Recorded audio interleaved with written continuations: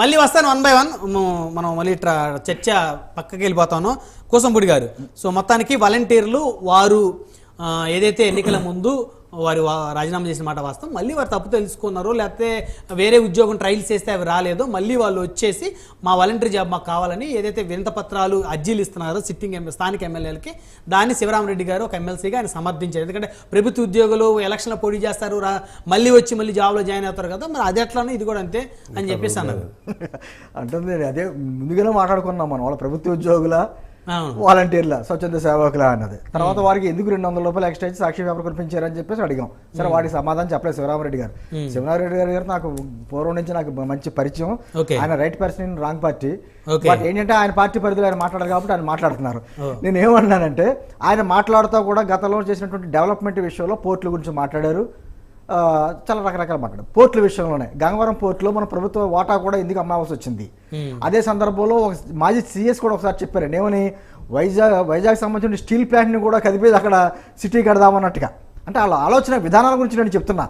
తర్వాత ప్రభుత్వ ఆరోగ్య వ్యవస్థ గురించి మాట్లాడారు, హాస్పిటల్స్ గురించి మాట్లాడారు. మీరు గమనించండి, గత 5 సంవత్సరాల్లో కరోనా కూడా వచ్చింది. ఆ టైంలో ఎవరైనా ప్రభుత్వానికి వైఎస్ఆర్ కాంగ్రెస్ పార్టీకి సంబంధించినటువంటి ప్రభుత్వ అధినేతలు ఎవరైనా కూడా ఆంధ్రప్రదేశ్లో వైద్యం చేయించుకున్నారా? గవర్నర్ గారితో సహా. ఆయన కరోనా వస్తే హైదరాబాద్ లేరు అని అంటుంది. అందరూ కూడా అయితే హైదరాబాద్ లేకపోతే చెన్నై, బెంగళూరు లేదా తప్ప ఆంధ్రప్రదేశ్లో వైద్యం చేయించుకున్న పరిస్థితి ఆ రోజు ఉన్నాయా? తర్వాత ఆరోగ్యశ్రీ గురించి మాట్లాడారు. ఆరోగ్యశ్రీకి 1600 కోట్లు ప్రభుత్వం, ఆ ప్రభుత్వమే కదండి బాకీ పెట్టింది, 1800 కోట్లు వాళ్ళే కదా బాకీ పెట్టింది. బాకీ పెట్టి ఈ రోజున మా ప్రభుత్వం వచ్చి 2 నెలలు పూర్తి 3వ నెల అయింది, ఇప్పటికే అద్భుతాలు ఆశిస్తున్నారు. ఈ రోజుకైనా మీకు గుర్తుందో లేదో, వాళ్ళు వైజాగ్లో సమ్మిట్ పెట్టినప్పుడు మేము ఏం చెప్పామంటే ఆ 3 రోజులు వస్తారు కాబట్టి, పారిశ్రామికవేత్తలు వస్తారు కాబట్టి అప్పుడు 3 రోజులు ఎటువంటి ధర్నాలు కానీ రాస్తారోకులకి ఏం చేయొద్దని పిలిపించాం. మరి ఈ రోజున ఎప్పుడైతే చంద్రబాబు గారు పోలవరం విషయంలో ఢిల్లీ వెళ్తే అదే రోజు ఇక్కడ డిబేట్లు పెడతారు, అదే రోజు వాళ్ళ పేపర్లో పెద్ద ఆర్టికల్ వస్తుంది, పోలవరం విషయంలో చంద్రబాబు గారి హయాంలోనే నాశనం అయిందని చెప్పేసి, డయాఫ్రామ్ వాళ్ళు అప్పుడే కొట్టుకుపోయిందని చెప్పేసి అని. అంటే ఏదైనా ఇప్పుడు రాజకీయాలుగా ఎన్ని విమర్శలనే చేసుకోవచ్చు. ఇప్పుడు తమిళనాడు ఉందండి, రాజకీయంగా చాలా కష్టధరలు ఉంటాయి, కానీ రాష్ట్రానికి సంబంధించిన అంశాలు వచ్చేటప్పటికి అందరూ ఏకమవుతారు. కరెక్ట్ మీరు చెప్పి. ఎందుకంటే స్టాలిన్ గారు ముఖ్యమంత్రి అయిన తర్వాత ఏవైతే బ్యాగ్స్ మీద అంతకుముందు ముఖ్యమంత్రి గారి ఫోటోలు ఉంటే అవి మళ్ళీ జయలలిత గారి ఫోటోలో కంటిన్యూ చేశారు. మళ్ళీ వాటిని పునరుద్ధరించకుండా ఉంటే కోట్ల రూపాయల నష్టం వచ్చింది, కొత్త బ్యాగులు. ఇవన్నీ కూడా గత ప్రభుత్వంలో వాళ్ళు రంగులు తీయడానికి చేసిన ఖర్చులు కావచ్చు, లేకపోతే పట్టదారు పాస్బుక్ల మీద కూడా వాడు వేసుకున్నటువంటి ఫోటోలు కావచ్చు. ఏది మాట్లాడుకున్నా ఈ రోజు ఏ రంగం గురించి ఏ సబ్జెక్ట్ గురించి మాట్లాడినా పెద్ద స్కామ్ బయటపడుతుంది. గత ప్రభుత్వంలో ప్రతి స్కీమ్ ఒక స్కామ్ అని ప్రతిసారి అంటాను నేను. సరే చాలా వచ్చినాయి, అవన్నీ వద్దులేండి, అవన్నీ మాట్లాడుకుంటా కూడా. ఎందుకంటే పెద్ద ఆయన దగ్గర మంచి వ్యక్తి నేను అంటుంది, అది ఇంకొకరైతే మనం మాట్లాడేవాళ్ళం. ఈ రోజున వాలంటీర్లనే కాదు, నేను వాలంటీర్ వ్యవస్థని, ఆ వ్యవస్థను అలా కాపాడుతూనే వాళ్ళకి మంచి భవిష్యత్తు ఇచ్చేలాగా. కొంతమంది బ్రహ్మనాయుడు గారు ఊళ్ళో తల్లిదండ్రులను వదిలేసి బయటకు వెళ్ళలేని పరిస్థితులు ఉంటాయి, వ్యవసాయం చేసుకుంటే ఏదో కార్యక్రమాలు ఉంటాయి, కొన్ని ఇబ్బందికర పరిస్థితులు అక్కడే ఉండవలసి వస్తుంది. వాళ్ళకి 5000 వృత్తి ఇవ్వచ్చు, 5000 10,000 చేసే ఉద్దేశంతో మేము కూడా ఉన్నాం. కానీ ఖచ్చితంగా వాలంటీర్ వ్యవస్థను ప్రక్షాళన చేస్తాం. ఎందుకంటే గతంలో అలా ఒక రాజకీయ నాయకుల్లాగా లేకపోతే ఒక విధమైనటువంటి ప్రవర్తన కొంతమంది చేశారు. రైట్, సమయం తక్కువ ఉందండి. కూసంపూడి గారు ఒక కంక్లూజన్ ఇవ్వండి. ప్రక్షాళన చేస్తా ఉన్నారు, ఒకవేళ చేస్తే ఎవరైతే సరే 1,00,000 మంది రాజీనామా చేస్తారు వాళ్ళు తీసుకుంటారు, లేదు సెకండరీ పక్కన పెడితే ఉన్న 1,00,000 మందిని వారినే ఉంచుతారా, లేదా వీళ్ళలో చాలా మంది వైసీపీ కార్యకర్తలు ఉన్నారని చెప్పేసి ఐడెంటిఫై చేసి వారిని తీసేసి వాళ్ళ ప్లేస్ లో వేరే ఉంది? ఆ 1,50,000 మందిలో కూడా మంచి స్కిల్స్ ఉన్న వాళ్ళు చాలా మంది ఉన్నారు. వాళ్ళని ఐడెంటిఫై చేసి వాళ్ళకి తగినటువంటి శిక్షణ ఇచ్చి వాళ్ళకి కావాల్సిన మార్గాల్లో వాళ్ళకి ఉపాధి కల్పించే ఏర్పాట్లు చేస్తాం.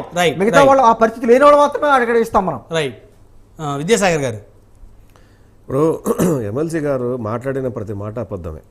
వాళ్ళు ఇదే మాటలు మాట్లాడితే ఓడిపోయారు, అయినా వాళ్ళ తీరు మారలా. 17 మెడికల్ కాలేజ్ జగన్మోహన్ రెడ్డి తీసుకొచ్చాడు అండి. అది గవర్నమెంట్ ఆఫ్ ఇండియా ఇచ్చినటువంటి స్కీమ్. అది జిల్లాకు ఒక super speciality hospital come research come college. ఇక ఆంధ్రప్రదేశ్లో రాలేదు అవి. తెలంగాణకు 12 కాలేజీలు వచ్చినాయి, తెలంగాణకు 12 వచ్చినాయి, తమిళనాడుకు 23 కాలేజీలు వచ్చినాయి, ఆంధ్రప్రదేశ్కు 17 కాలేజీలు వచ్చినాయి.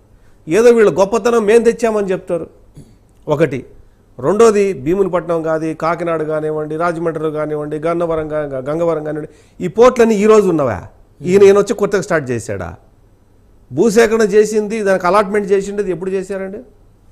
20 ఏళ్ల క్రితం నుంచి పైన చేసుకుంటూ వస్తే కానీ ప్రజలు ఒప్పుకోలే. వీళ్ళు పోట్లు కట్టాము ముందు చూపు అంటారు. నీ ముందు చూపు కాదు, మీ పార్టీ ముందు చూపు కాదు, మీ నాయకుడి ముందు చూపు కాదు, గత ప్రభుత్వాలు 20 ఏళ్ల క్రితం ముందు చూపుతో జరుగుతోంది ఇదంతా కూడా. దానికి చంద్రబాబు నాయుడు గారు దగ్గర నుంచి రాజశేఖర్ గారు కూడా దాన్ని అట్లే కంటిన్యూ చేశారు. ఈ లేదు ఇప్పుడు వచ్చి భుజాలు జరుచుకొని ఇది మేము గొప్ప మా గొప్ప అని మాట్లాడతారు. ఇప్పుడు నేను ఉద్యోగాల గురించి మాట్లాడుతున్నారు కదా, నేను చెప్పేది కదా, అసెంబ్లీ నాకేది రికార్డు పంపిస్తా ఉంటున్నారు ఎమ్మెల్సీ గారు, నాకు కాదు రికార్డు పంపించాల్సి, మీరు చెక్ చేసుకోండి.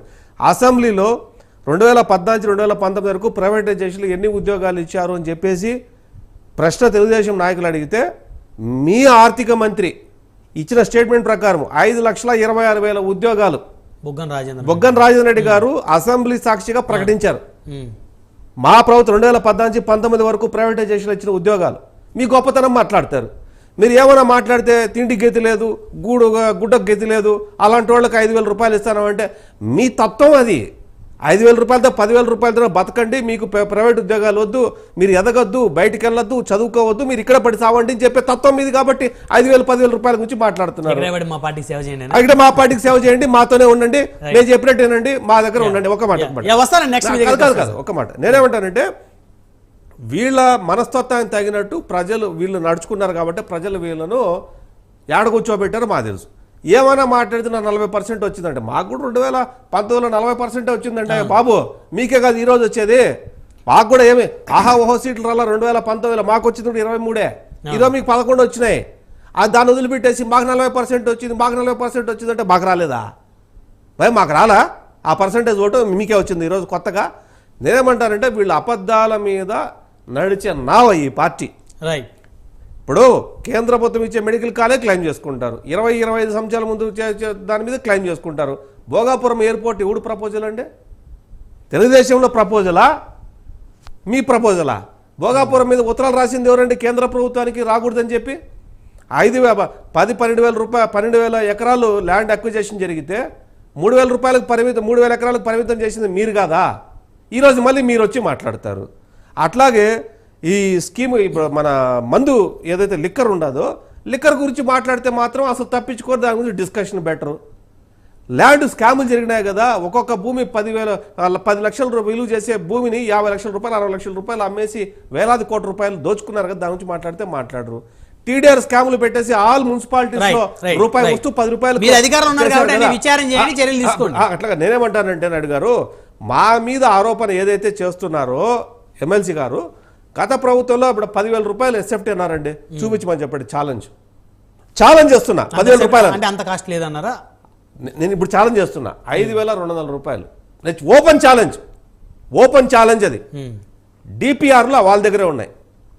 అసెంబ్లీ కట్టినా లేకపోతే మా సెక్రటరేట్ కట్టినా ఇంకోటి కట్టినా డిపిఆర్ 5,200 రూపీస్, 5,500 రూపీస్. 10,000 చాలా ఎక్కువ.